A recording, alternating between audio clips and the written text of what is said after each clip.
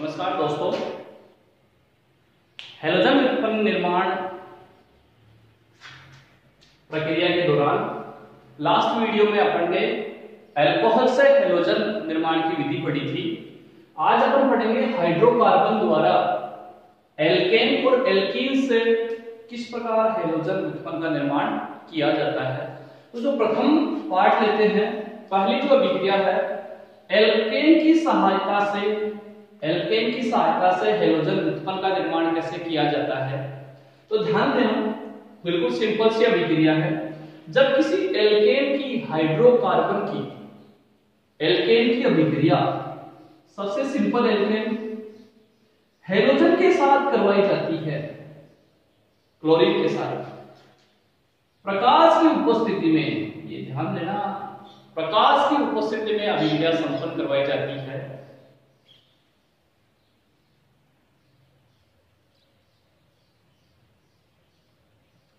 तो मुक्त मूलक अभिक्रिया द्वारा CH3Cl प्लस उत्पाद बनता है HCl। यह अभिक्रिया प्रकाश की उपस्थिति में संपन्न होती है, इसलिए एक प्रकार की श्रृंखला अभिक्रिया होती है।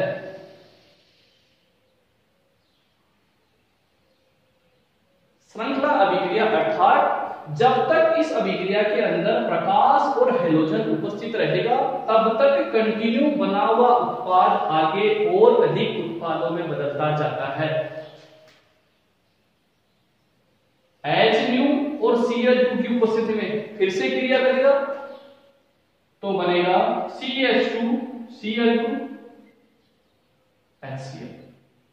फिर से श्रृंखला अभिक्रिया होगी, HNu और Cl2 की उपस्थिति में CH Cl3 HCl।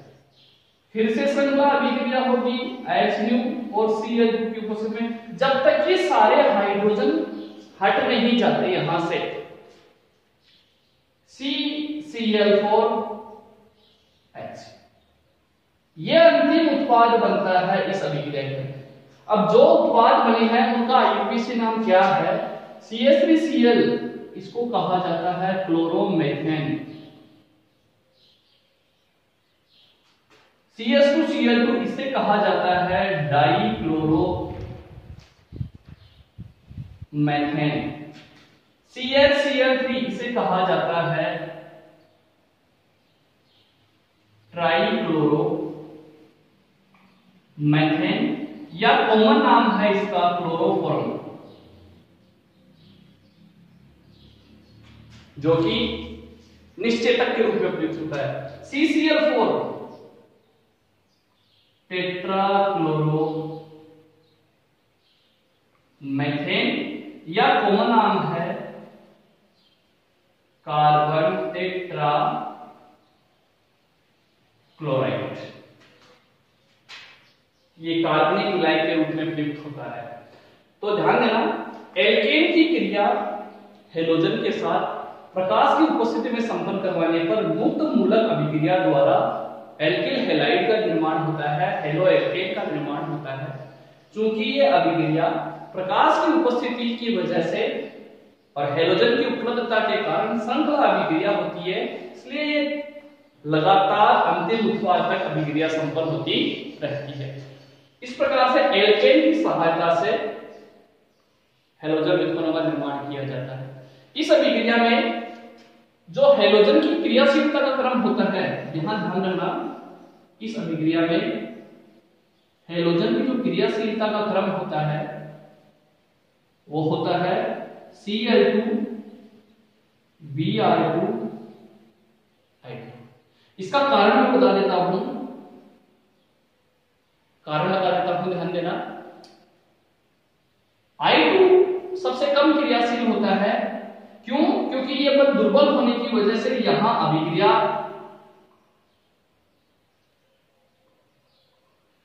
उत्क्रमणीय प्रकृति की संपन्न होती है, रिवर्सिबल रिएक्शन हो जाती है, उत्क्रमणीय वापस रिवर्सिबल रिएक्शन हो जाती है।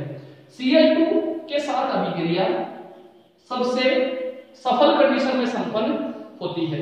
तो ये क्रियाशीलता का ध्यान रखना, Cl2 सबसे ज्यादा, Br2 और I2 सबसे कम होती है।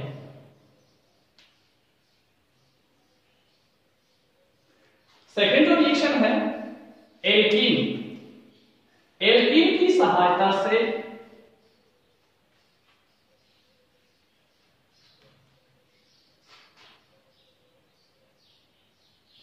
किस प्रकार से हैलोजन व्युत्पन्न का निर्माण किया जाता है। सबसे सिंपल है, पहली जो विधि है एल्कीन की क्रिया H अक्ष के साथ करवाने की। एल्कीन की अभिक्रिया हाइड्रोजन हैलाइड के साथ करवाई जाती है। यहां ध्यान देना, जब किसी एल्कीन की अभिक्रिया, सबसे सिंपल प्रकार की एल्कीन लेते हैं CH2 double bond CH2 alkene, alkene की अभिक्रिया H अक्ष के साथ करवाई जाती है। तो चूंकि ये एक प्रकार की योगात्मक अभिक्रिया होती है जिसमें एक पाई बंध टूटता है और दो नए सिग्मा बंधों का निर्माण होता है। यहां से ये पाई बंध टूटेगा, दोनों तरफ दोनों कार्बन के साथ एक एक सिग्मा बंध बन जाएंगे, CH2 CH2 H CH3 CH2 अक्ष, हेलो एल्केन का निर्माण हो गया। ये एक प्रकार की योगात्मक अभिक्रिया है। और योगात्मक अभिक्रिया मैं भी बता देता हूं, आपने पढ़ा था योगात्मक अभिक्रिया तीन प्रकार की पढ़ी, इलेक्ट्रॉन्स नहीं, नाभिक नहीं, मुक्त मूलक योगात्मक अभिक्रिया। यहां संपन्न होती है मुख्य रूप से इलेक्ट्रॉन स्नेही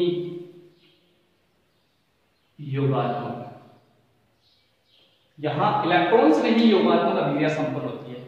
एक बात मुख्य रूप से याद रखना, योगात्मक अभिक्रिया वही संपन्न होती है जहां असंतृप्त समूह उपस्थित हो, असंतृप्तता की स्थिति उपस्थित हो, वहीं योगात्मक अभिक्रिया संपन्न होती है। असंतृप्त समूह मतलब जहां श्रृंखला में द्विबंध और त्रिबंध उपस्थित हो, वहां योगात्मक अभिक्रिया संपन्न होती है हमेशा। अब मेन बात ध्यान देना, चूंकि एथीन है एक प्रकार की सममित एल्कीन है, यदि सममित एल्कीन के बजाय असममित एल्कीन, यदि असममित की क्रिया हो, असममित एल्कीन की अभिक्रिया, जैसे फॉर एग्जांपल CH3CH प्रोपीन। अब असममित एल्कीन भी बता देता हूं, डबल बॉन्ड की दोनों तरफ यदि अलग अलग कार्बन श्रृंखलाएं हैं, विषम कार्बन श्रृंखलाएं हैं, तो असममित एल्कीन होती है। डबल बॉन्ड की दोनों तरफ सम कार्बन श्रृंखला उपस्थित है तो सममित एल्कीन होती है। असममित एल्कीन की अभिक्रिया हाइड्रोजन हैलाइड HBr के साथ करवाई जाती है। यहां ध्यान देना मुख्य रूप से, जब असममित एल्कीन की अभिक्रिया हाइड्रोजन हैलाइड और हाइड्रोजन हैलाइड में भी HBr हाइड्रोजन ब्रोमाइड के साथ करवाई जाती है, तो यहां उत्पाद बनता है, जो योगात्मक उत्पाद बनेगा वो मार्कोनिकोफ नियम के अनुसार बनता है।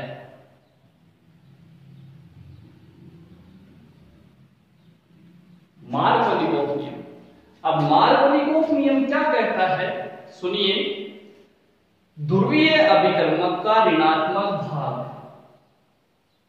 ध्रुवीय अभिकर्मक का ऋणात्मक भाग द्विबंध से जुड़े हुए दोनों कार्बन में से उस कार्बन पर जुड़ता है जहां हाइड्रोजन की संख्या सबसे कम हो। ध्रुवीय अणु का ऋणात्मक भाग या हाइड्रोजन हैलाइड का ऋणात्मक भाग द्विबंध से बंधित दोनों कार्बन में से जिस कार्बन पर हाइड्रोजन कम है वहां ऋणात्मक भाग जुड़ता है। Br कम हाइड्रोजन वाले कार्बन पर जुड़ता है और हाइड्रोजन है CH2 पर जुड़ता है, तो उत्पाद बनता है CH3 CH Br CH3, जिसको कहा जाता है 2-ब्रोमो प्रोपेन। ये मार्कोनिकोव नियम फिर से समझा रहा हूं। जब किसी असममित एल्कीन, मार्कोनिकोव नियम असममित एल्कीन पर ही लागू होता है। जब किसी असममित एल्कीन की क्रिया ध्रुवीय अभिकर्मक और ध्रुवीय अभिकर्मक में भी मार्कोनिकोव नियम में HBr ही प्रयुक्त होगा, HCl और HI पर लागू नहीं होता है। मार्कोनिकोव नियम कहता है अभिक्रिया में जब HBr की क्रिया असममित एल्कीन के साथ करवाई जाती है तो ऋणात्मक भाग कम हाइड्रोजन वाले कार्बन के साथ जुड़ता है। Br समूह है यहां वाले कार्बन पर जुड़ेगा। ये है मार्कोनिकोव नियम। मार्कोनिकोव नियम में हमेशा याद रखना 2 डिग्री उत्पाद बनता है। हेलोजन समूह 2 डिग्री कार्बन के साथ जुड़ा हुआ है तो 2 डिग्री उत्पाद मुख्य रूप से बनेगा। मेन बात यह आती है यदि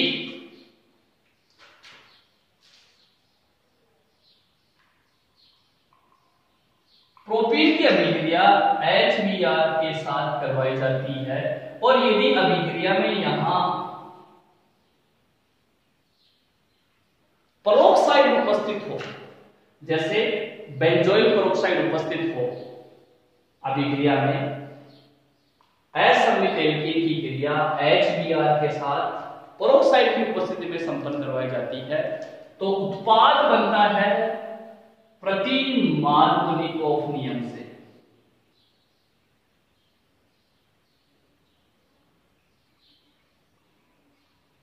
इसको बोला जाता है